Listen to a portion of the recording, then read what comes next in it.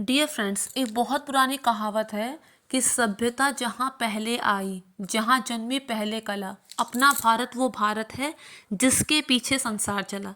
ये बात बिल्कुल ठीक थी। जब विदेशी लोग ये नहीं जानते थे कि क्या रहन सहन है, बस खाना बदोश की तरह इधर उधर घूमते थे, तब हमारे देश में ऑलरेडी एक विकसित सभ्यता चल रही थी, एक सिविलाइजेशन चल रहा था। और इसका प्रमाण हमें मिला जिससे हम जान पाए कि हड़प्पा संस्कृति क्या है और मोहनजोदाड़ो क्या है। तो आज हम इसी के बारे में बात करेंगे और उम्मीद है आपको वीडियो पसंद आएगा। इसके साथ ही आप लोग मेरे वीडियो को स्किप मत करना शुरू से लेकर एंड तक, क्योंकि इसके बीच में मैंने हड़प्पा संस्कृति से इंस्पायर्ड होके तीन डेकोर बनाए हैं, और अगर आप लोग शुरू से लेकर एंड तक इसे देखेंगे तो वो डेकोर भी आप लोग देख पाएंगे। तो अब मैं अपने वीडियो को स्टार्ट करती हूँ। क्या हुआ कि 1827 में एक साइंटिस्ट थे, विदेशी साइंटिस्ट, जिनका नाम था जेम्स लुइस। उन्हें ट्रैवलिंग का बहुत शौक था। तो एक दिन क्या हुआ, वो अपने काम से ऊब गया। उन्होंने वर्ल्ड टूर का सोचा कि अब मैं पूरी दुनिया घूमूंगा। घूमते घूमते वो उस जगह पे पहुंचे जो पंजाब के आसपास की थी। वहाँ उन्हें जो खंडर देखने को मिले, उस खंडर से उन्होंने अनुमान लगाया कि ज़रूर यहाँ पर लोग रहते होंगे। उन्होंने उसके बारे में जानने की, गहराई से डीप जानने की बहुत कोशिश की, लेकिन वो ज़्यादा कुछ नहीं जान पाए। फिर क्या ये हुआ कि उसके 100 साल के बाद एक और साइंटिस्ट थे जिनका नाम जॉन मार्शल था। उन्होंने क्या किया, उन्होंने इंडियन आर्कोलॉजिस्ट की मदद ली। बहुत अच्छा काम किया उन्होंने, इंडियन आर्कोलॉजिस्ट की मदद ली। तब उन्हें पुख्ता जानकारी मिले। उन्हें पुख्ता जानकारी ये मिली कि यहाँ पर 5,000 साल पुरानी सभ्यता रहती थी। यहाँ पे 5,000 साल पहले एक सभ्यता रहती थी जो सिंधु नदी के किनारे थी, इसलिए इसे सिंधु घाटी सभ्यता भी कहा जाता है, या फिर इंडस वैली सिविलाइजेशन। सब जानते हैं कि नदियों के किनारे ही सभ्यता शुरू हुई है। जहाँ भी नदियाँ होती हैं उसके पीछे एक बहुत बड़ी कहानी ज़रूर होगी कि यहाँ पे किस तरह के लोग रहते थे, किस तरह की सभ्यता संस्कृति वहाँ पे चलती थी। तो इसके किनारे थी हड़प्पा संस्कृति और हड़प्पा सभ्यता। इसके अलावा इन लोगों ने और चीज़ देखी, और चीज़ ये पाई कि सिंधु नदी की घाटी के किनारे हड्डियों के बहुत सारे ढेर थे, बहुत ज़्यादा इंसानी हड्डियों के ढेर थे। तो उन्होंने कह दिया कि ये तो माउंट ऑफ डेड है, कि ये तो पर्वत है एक तरह से, हड्डियों का ढांचा है ये एक तरह से। तो उस पर्वत को, माउंट ऑफ डेड को, उन्होंने नाम दे दिया मोहनजोदाड़ो। तो इस तरह से उन लोगों ने ऐसा माना और ऐसा सोचा कि यहाँ पे हड़प्पा संस्कृति और मोहनजोदाड़ो सभ्यता यहाँ पर होती थी। फिर उसके बाद खुदाई वगैरह की गई, और फिर जो अवशेष मिले उससे जानकारियाँ इकट्ठी की गई, और उनसे जो जानकारी मिली वो जानकारियाँ ऐसी थी कि वो हम लोगों को आज भी हैरानी में डाल दें। ऐसी क्या जानकारी हमें मिली थी, यहाँ पर जो नगर होते थे उन्हें 2 या उससे अधिक हिस्सों में बांटा जाता था। ऊंचाई वाले को नगर दुर्ग कहते थे और नीचे वाले का जो हिस्सा था उसे लोअर टाउन भी कहा जाता था।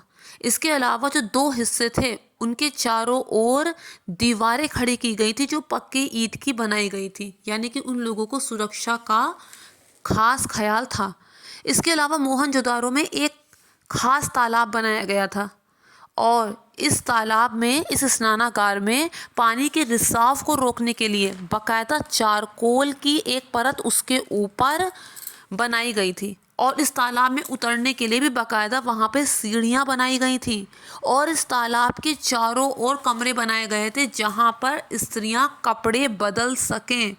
इसके अलावा इस तालाब में कुएं से पानी निकालकर भरा जाता था और उपयोग के बाद इसे खाली भी कर दिया जाता था।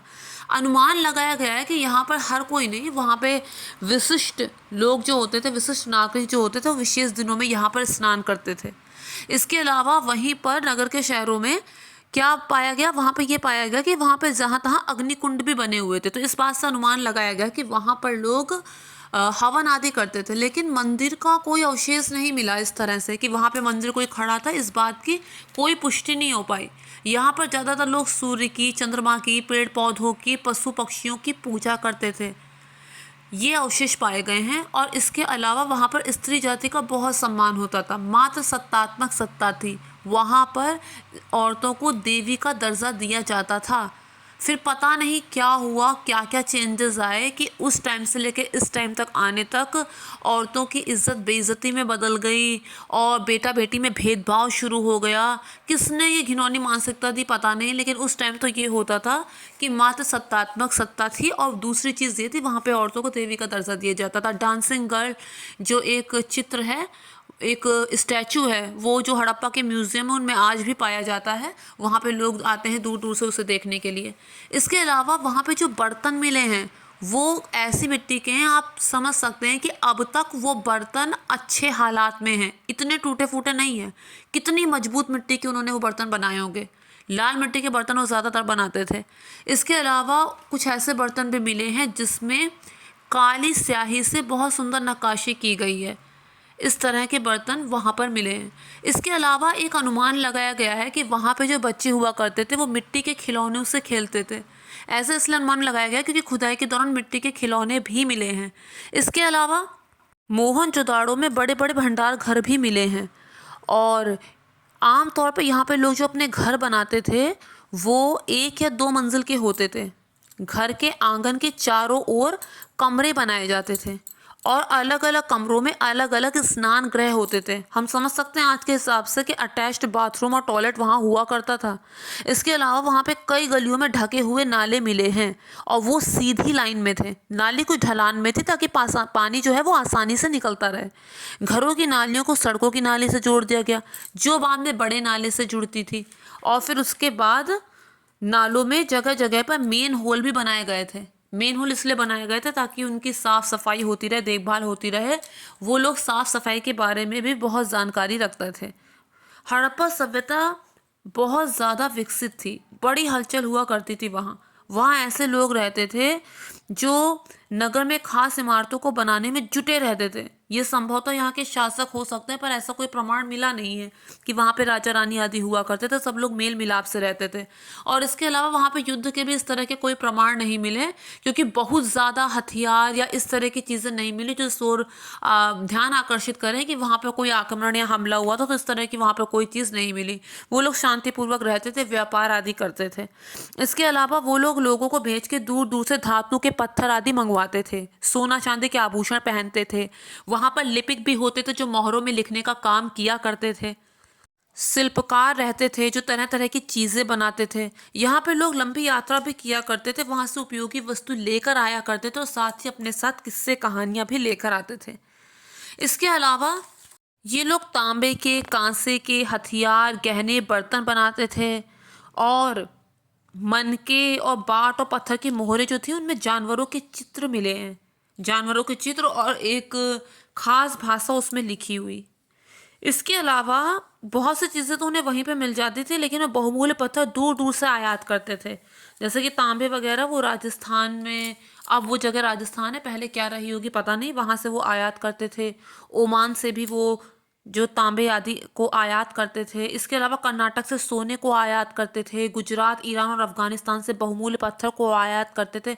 यानी वो लोग जानते थे कि इम्पोर्ट एक्सपोर्ट क्या है और इसके अलावा बिजनेस करना भी वो लोग जानते थे। सारे लोग शहर में नहीं रहते थे, बहुत से लोग गांव में भी रहते थे। वहाँ पे पशुपालन करते थे, खेती करते थे। इसके अलावा वो लोग हल भी चलाते थे। हल के विषय में वो लोग जानते थे। हल तो उन्होंने लकड़ी आदि का बनाया होगा तो वो तो नहीं मिला, लेकिन बच्चों के जो खिलौने थे तो उसमें हल भी था। तो ऑब्वियस सी बात है वो बड़ा कोई हल होगा, उसी का छोटा मॉडल होगा, छोटा प्रतिरूप होगा। तो इससे ये अंदाज़ा लगाया जा सकता है कि वो लोग हल आदि भी चलाते थे। गेहूँ, जौ, दालें, मटर, धान, तिल, सरसों, इन चीज़ों की वो खेती किया करते थे। यहाँ एक ऐसी इमारत भी मिली है जहाँ पे मनके का काम होता था। ये वही मैंने आपको बताया था ना कि जो डांसिंग गर्ल की मूर्ति है, ये मूर्ति जो है ये आज भी उनके म्यूजियम में संभाली हुई रखी गई है और इसकी कोई खास विशेषता रही होगी। इतना कुछ हम जान गए इन लोगों के बारे में, लेकिन हम फिर भी उनके बारे में सब कुछ नहीं जान पाए। वो लोग वहाँ पे क्या करते थे, कैसे रहते थे, इस बारे में हम बहुत ज़्यादा डिटेल में नहीं जान पाए। इसलिए नहीं जान पाए क्योंकि हम उनके लैंग्वेज से आज भी अनजान हैं। उनकी भाषा हम लोग आज तक नहीं समझ सके। ऐसा नहीं है कि हमने कोशिश नहीं की, 100 से ज़्यादा अटेम्प्ट की गई है उनकी भाषा को समझने की, लेकिन हम उनकी भाषा को नहीं समझ सके। कुछ लोग ये कहते हैं कि जो इजिप्शियन है वो भी तो बहुत पुरानी सिविलाइजेशन है, हम वैसे उनकी तो समझ गए, फिर इनकी क्यों नहीं समझ पाए। कहते हैं कि हर सवाल का जवाब उसी में छुपा होता है। इजिप्शियन हम इसलिए समझ गए, वो सभ्यता हम इसलिए समझ गए, इजिप्ट लैंग्वेज हम इसलिए समझ गए क्योंकि वहाँ पर खुदाई के दौरान हमें एक ऐसा पत्थर मिला जो गूगल ट्रांसलेट था, उसमें पहले लिखा हुआ था और उसके बाद उसी का ग्रीक भाषा में ट्रांसलेशन था, और ग्रीक भाषा हम लोग पहले से ही जानते थे, तो इस वजह से हम इजिप्ट की लैंग्वेज को डिकोड कर पाए। लेकिन इसकी लैंग्वेज को, हड़प्पा सभ्यता की लैंग्वेज को डिकोड करने के लिए हमारे पास कोई ऑप्शन नहीं, कोई ऐसा पत्थर नहीं मिला, और बहुत समझने के बावजूद भी हम लोग इसकी लैंग्वेज को आज तक नहीं समझ पाए हैं कि हड़प्पा सभ्यता में लैंग्वेज क्या थी और वो लोग क्या कहना चाहते थे, क्या लिखा हुआ है। हाँ, ये ज़रूर समझ पाए हैं कि वो लोग राइट टू लेफ़्ट लिखते थे। जैसे हम लोग लेफ़्ट टू राइट लिखते हैं, ये लोग राइट टू लेफ़्ट लिखते थे, क्योंकि ऐसा होता है कि जब हम लेफ़्ट से राइट तक लिखना शुरू करते हैं तो जब उस लाइन में जगह कम होती है तो हम उसे उसी में एडजस्ट करके लिखने की कोशिश करते हैं। लेकिन यहाँ पर ऐसा नहीं था, यहाँ पर राइट में बड़े बड़े अक्षर, फिर उसके बाद जैसे जैसे अंत आया वैसे वैसे, लाइन का अंत आया वैसे वैसे जो अक्षर थे वो छोटे होते चले गए।